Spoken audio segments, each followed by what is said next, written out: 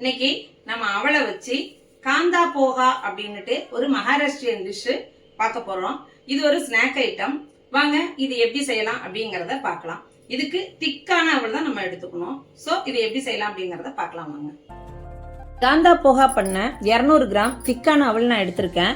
இதை நல்லா சுத்தமா வாஷ் பண்ணணும். வாஷ் பண்ணிட்டு 10 நிமிஷம் ஊற வச்சு எடுத்துக்கலாம்.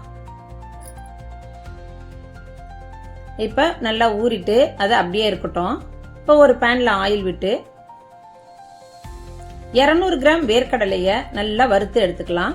நான் பச்சை வேர்க்கடலை சேர்த்துருக்கேன். ஸோ நல்லா வறுப்படணும். வறுத்த வேர்க்கடலை கூட நீங்க சேர்த்துக்கலாம். நல்லா வெடிச்சு வரும். இப்போ இந்த ஸ்டேஜில் இதை தனியாக எடுத்துக்கலாம். அதே ஆயில்ல 1 ஸ்பூன் உளுத்தம்பருப்பு சேர்த்துருக்கேன். 2 ஸ்பூன் கடுகு சேர்த்து நல்லா வெடிக்க விடலாம். அதோட 3 ரெட் சில்லி சேர்த்திருக்கேன்.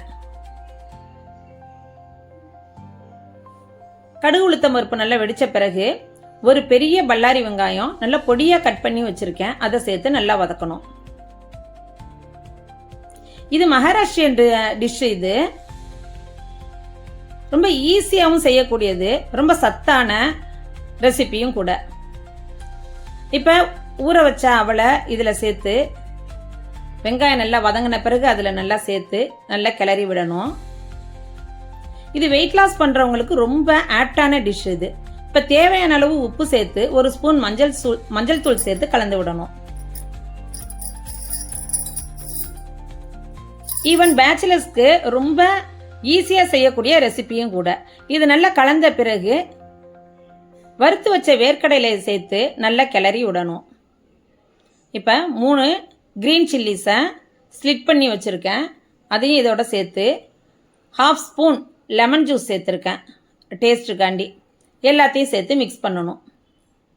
கார்னிஷ்காண்டி கொத்தமல்லி. அவ்வளோதான். ரொம்ப ஈஸியான காந்தா போகா ரெடி ஆயிடுச்சு.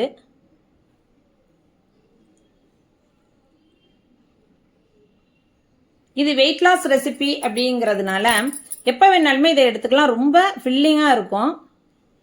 நல்லா ஜீரணமாகக்கூடிய டிஷ்ஷாகவும் இருக்கும். இது மேலே கார்னிஷ்காண்டி நான் கோகனட் கிரேட் பண்ணி போட்டிருக்கேன்.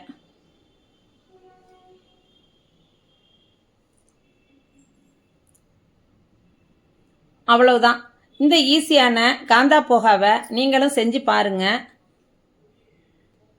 ஈவினிங் டைம் இந்த போகா செஞ்சு அதோட ஒரு பிளாக் டீயை வச்சு குடிச்சிங்கன்னாலும் ரொம்ப சூப்பராக டேஸ்டாக இருக்கும். நீங்களும் இந்த டிஷ்ஷை செஞ்சு பார்த்துட்டு எப்படி இருந்துச்சுங்கிறத கமெண்ட் பண்ணுங்க. அது மட்டும் இல்லாமல் சாந்தி சண்டல் விளாக்ஸை சப்ஸ்கிரைப் பண்ணுங்க. உங்கள் ஃப்ரெண்ட்ஸ் அண்ட் ரிலேட்டிவ்ஸ்க்கு ஷேர் பண்ணுங்க. புதுசாக பார்க்குறீங்கன்னா சப்ஸ்கிரைப் பண்ணிட்டு பாருங்க.